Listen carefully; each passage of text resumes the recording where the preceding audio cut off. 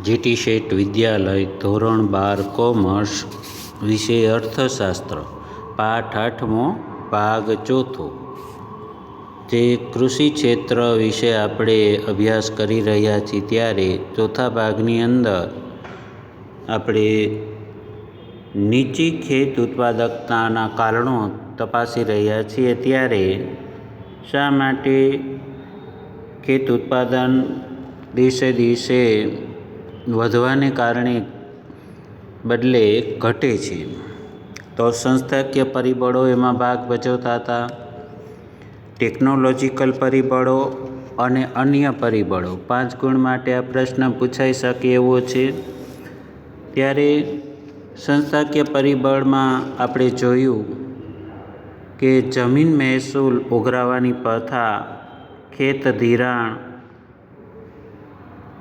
એનાથી ખેત ઉત્પાદનમાં કેમ નીચી ખેત ઉત્પાદકતા છે, શા માટે ઓછો પાક થાય છે, તો મહેસૂલ ઉઘરાવવાની પ્રથા હતી એમાં જમીનદારી પ્રથા, મહાલવારી પ્રથા, રૈયતવારી પ્રથા હતી કે જેમાં જે ગણોતિયા કે મજૂર લોકો કામ કરતા હતા, જમીનદારો એમની પાસે અનાજ રહેવા દેતા નહોતા, એટલે વધારાનું બધું લઈ જતા હતા, એટલે સારી રીતે મહેનત ન કરે, જે થાય એમાંથી એમને ખાવા પૂરતું થાય એટલે બસ, એટલે કોઈ આમ જોઈએ તો ઉત્પાદનમાં વધારો થાય એવી કોઈ ટેકનોલોજી અપનાવતા નહોતા આવી પ્રથાઓને કારણે। પછી ખેત ધિરાણ, એટલે ખેડૂત હંમેશા ગરીબ જ હોય, કારણ કે બહુ એમને ઓછું વળતર મળતું હતું। ખેડૂત માટે કહેવાય છે કે ખેડૂત દેણામાં જન્મે, દેણામાં જીવે, એટલે કે જિંદગી પસાર કરે, અને દેવામાં મૃત્યુ પામે, પછી દેણું મૂકીને જ જાય। એ કરજમાંથી એ ક્યારેય બહાર નીકળતા નહોતા, કારણ કે 2 વર્ષ સારા તો 5 વર્ષ દુષ્કાળ, આમ ઘણી બધી કપરી પરિસ્થિતિને કારણે આવી સ્થિતિ સર્જાતી હતી। એટલે નવું કંઈ વાવેતર કરવું હોય ત્યારે બિયારણ માટે, ખાતર માટે, ખેડ માટે જેને પૈસાની જરૂર પડે તો જ નવો પાક વાવી શકતા હતા, તો શાહુકાર લોકો એ બહુ ઊંચા વ્યાજ દરે પૈસા આપતા હતા અને હિસાબમાં ગોટાળા કરી અને જે કંઈ ઉત્પાદન થયું હોય એ લઈ જતા હતા। આ બધી વસ્તુ આપણે જોઈ। હવે જોઈએ આજે ત્રીજો મુદ્દો છે કૃષિ પેદાશની વેચાણ વ્યવસ્થાને કારણે પણ ખેત ઉત્પાદનમાં બહુ સફળતા મળી નહોતી। જે ખાસ વેચાણ વ્યવસ્થા હોવી જોઈએ, પાક તો થયો તો એને પૂરતા ભાવ ખેડૂતોને મળવા જોઈએ। ઘણી વખત એવું થાય વગર વેચાણે એ અનાજ સડી જતું હોય છે, કોઈ લેવાવાળું હોતું નથી, લે તો મફતના ભાવે જે ઉત્પાદન ખર્ચ થયું હોય એના કરતાં પણ ઓછી કિંમત એને મળતી હોય, ત્યારે એ શાકભાજી અને જે બધા અનાજ છે એ ફેંકી દેવા પડે, અથવા તો સાવ સસ્તા ભાવે, સાવ 25% એમને જે ખર્ચ થયું એના 25%ના ભાવે લોકો માગતા હોય તો 75%, 50% જેટલી ખોટ જતી હોય છતાં પણ એમને આપી દેવું પડતું હોય છે। તો આવી વેચાણ વ્યવસ્થા થાય, એની નિકાસ થાય તો પૂરતા ભાવ મળે અને બધું એમના શાકભાજી, ફળ, ફૂલ, અનાજ બધુંનું સારી રીતે વળતર મળે તો એ વાવવા માટે પ્રેરાય। દાખલા તરીકે શેરડી છે એ ખૂબ જ વાવતા હતા, તો કારખાનાઓ બંધ થયા અથવા તો શેરડીના પૂરતા ભાવ ન મળે, ખૂબ ખર્ચ થાય, આખું વર્ષ સુધી એમાં ઘણો ખર્ચ કરવો પડે, ત્યારે એ શેરડી છે એ પાક તૈયાર થાય ત્યારે કોઈ લેવાવાળું હોતું નહોતું, એટલે એમને સળગાવી નાખવી પડે, કાઢવાનો ખર્ચ લાગે, તો શેરડી વાવતા જ બંધ થઈ ગયા, પૂરતું વળતર ન મળે અને બહુ મોટી ખોટ જતી હોય છે। પણ વેચાણ વ્યવસ્થા એવી સારી ગોઠવવામાં આવે, નિકાસ કરવામાં આવે, દૂર સુધી રોડ રસ્તાથી પહોંચાડવામાં આવે તો એ ખેડૂતો વાવવા પ્રેરાય અને લોકોને એ વસ્તુ સારી રીતે મળી શકે. નકર આયાત કરવી પડે અને મોંઘી પડે. નિકાસ થતી હોય તો આપણું ઊંડિયામણ પણ વધે. તો આવી વેચાણ વ્યવસ્થામાં જો કંઈક ફેરફાર કરવામાં આવે, અને ઘણો બધો અત્યારે તો ફેરફાર થયો છે. આ પહેલાંની વાત છે કે ભારતમાં જે નબળા પાયાના માળખા ઇન્ફ્રાસ્ટ્રક્ચરને કારણે અંતરિયાળ ગ્રામ વિસ્તારને અને ખેત બજારોને જોડતા યોગ્ય રોડ રસ્તા કે વાહન વ્યવહારની સગવડ યોગ્ય નહોતી. એટલે શાકભાજી છે એને ઝડપથી પહોંચાડવું પડે, બીજે દિવસે પહોંચે એ શહેર સુધી તો એ આમ કોઈ લે નહીં એવું થઈ જાય, વાસી બની જાય. અને એને કારણે રોડ રસ્તા અને વાહન વ્યવહાર હોય તો એ ઝડપથી શહેર સુધી, જો ગામડાઓનો બધા જ ખેતર છે એ ગ્રામ્ય વિસ્તારમાં છે તો ત્યાંથી એ શહેરને જોડતા જો પાકા સારા રસ્તા અને વાહન વ્યવહારની વ્યવસ્થા હોય તો આવા શાકભાજી પૂરતા પ્રમાણમાં એ શહેર સુધી પહોંચે અને સસ્તાને ખેડૂતોને પણ એ વળતર મળે. પણ કોઈ લેવાવાળું જ ન હોય, ફેંકી દેવું પડે એમને, ત્યારે એ વાવતા બંધ થઈ જતા હોય છે. તો આને કારણે એ ખેત ઉત્પાદન ઓછું થતું હોય. એટલે ખેત બજારોમાં ખેત ઉત્પાદન પછી તરતના બજાર ભાવ અને મોસમના અંતે મળતા ભાવ વચ્ચેનો મોટો તફાવત જોવા મળે છે. દાખલા તરીકે ખેડૂતોને જ્યારે મગફળી પાકે ત્યારે એક સાથે એ પાકી હોય, ઘઉં એક સાથે જ બધાને થતા હોય, એટલે એ વેચવા મૂકે ત્યારે એમને પૂરતા પ્રમાણમાં ભાવ નથી જો એ રાખી મૂકે તો એમની પાસે રાખવાની સગવડ ન હોય, અથવા તો એટલો બધો એના ઉપર ખર્ચ તૈયાર કરવામાં લાગ્યો હોય તો એ એના ઉપર વ્યાજ ચડતું હોય, લોન ધિરાણ લીધું હોય તો એ ભરવા માટે પણ પહેલાં લોકો ફોર્સ કરતા હોય તો એને જે ભાવ આવે ત્યારે તાત્કાલિક એમને વેચી નાખવું પડતું હોય છે. એટલે પૂરતા પ્રમાણમાં યોગ્ય ભાવ મળતા નથી, એટલે ઘણી બધી ખોટ જતી હોય છે.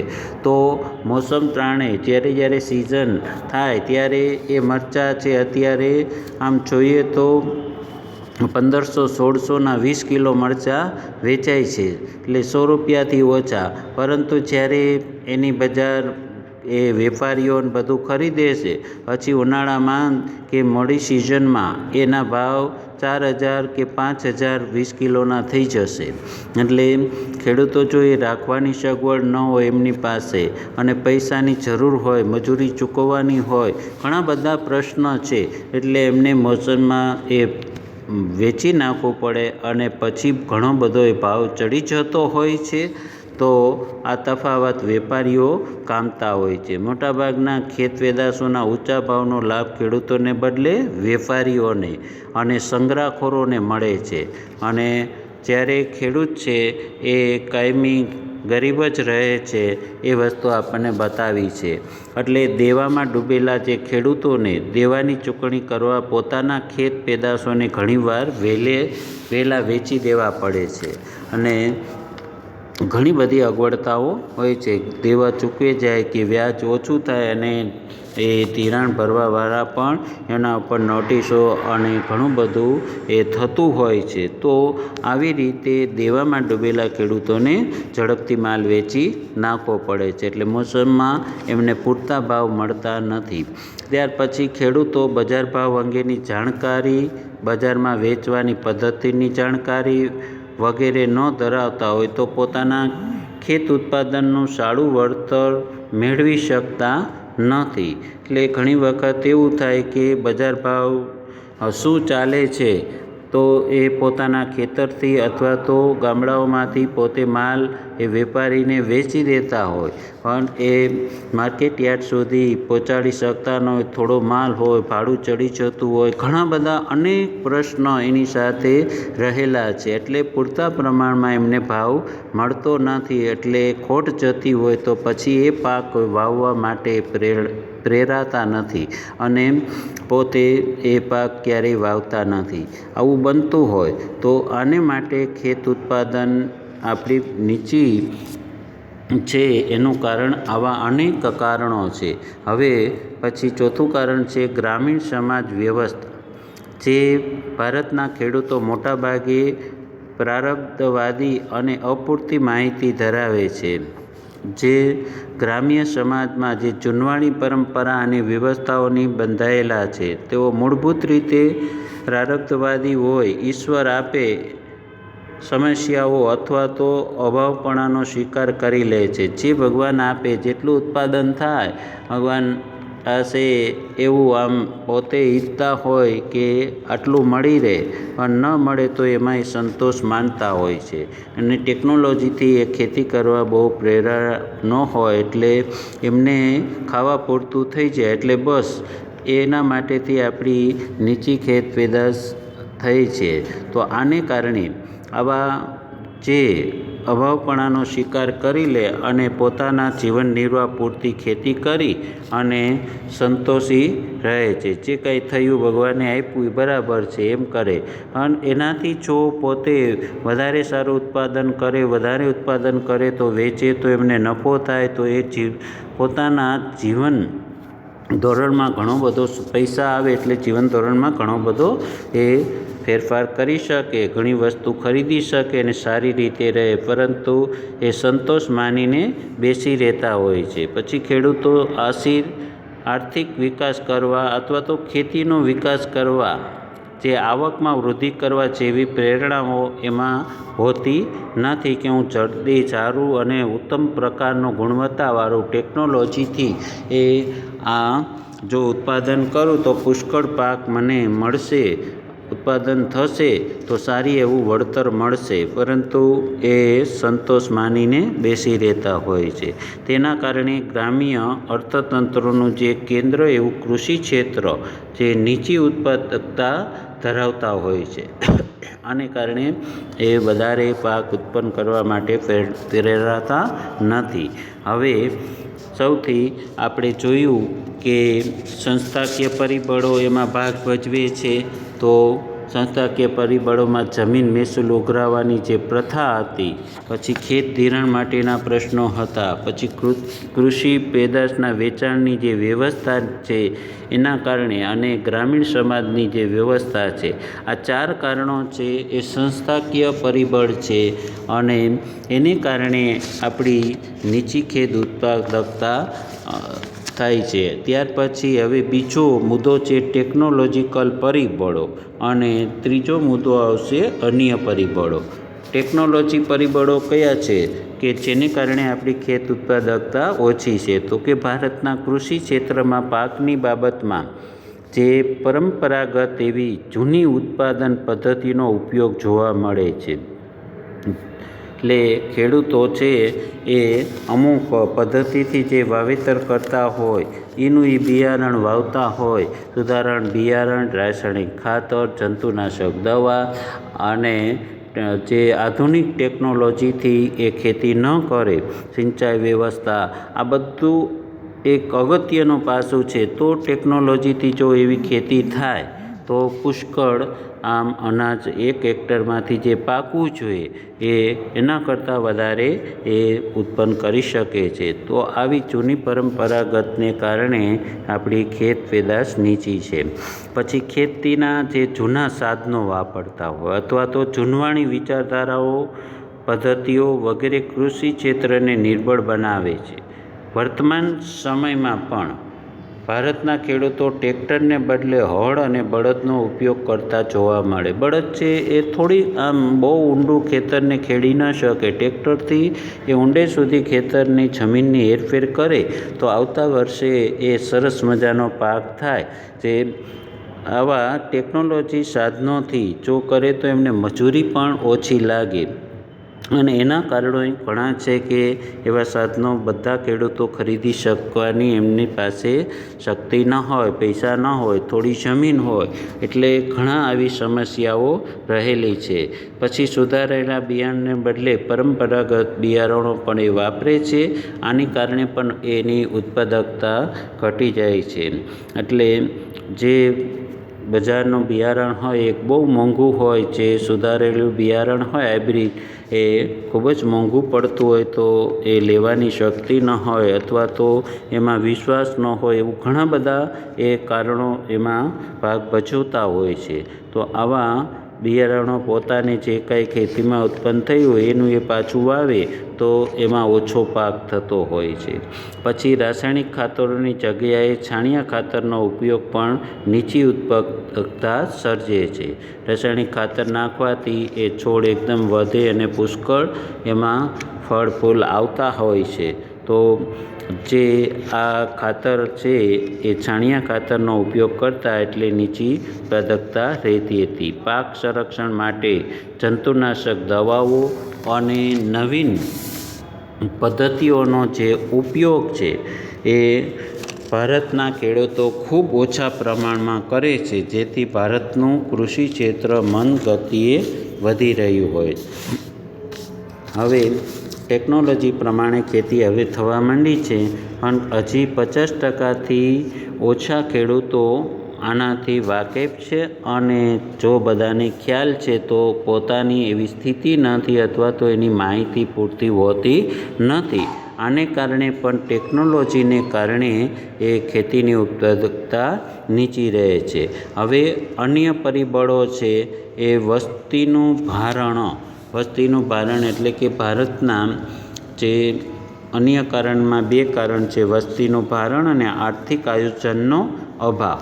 તો વસ્તીનું ભારણમાં ભારતના કૃષિની નીચી ઉત્પાદકતા પાછળનું એક મોટું કારણ ખેતી પર વસ્તીનું વધુ પડતું ભારણ છે. ઝાઝા લોકો ખેતીમાં રોકાયેલા, જેને આપણે પ્રચ્છન્ન બેકારી કહીએ છીએ, કે પ્રચ્છન્ન બેકારી એટલે 5 માણસોની જરૂર હોય એક ખેતરમાં, તો એ પોતાની ખેતીમાં 5 વ્યક્તિની જરૂર હોય તો 7 વ્યક્તિ એમાં રોકાયેલા હોય ઘરના, તો 2 છે એ વધારાના છે. હવે એ બીજું કંઈ કામ કરે તો એની આવક વધતી હોય છે. ઉત્પાદન તો 5 કરે કે 7 કરે તો એટલું જ સવવાનો છે, એટલો જ પાક પાકવાનો છે, છતાં પણ એ 2 છે વધારાના રોકાયેલા હોય. તો આવું જે કૃષિ ક્ષેત્ર પર વસ્તીના વધુ પડતા ભારણને કૃષિ ક્ષેત્ર પર રોજગારી માટે નપતા લોકોના પ્રમાણને આધારે સમજી શકાય છે.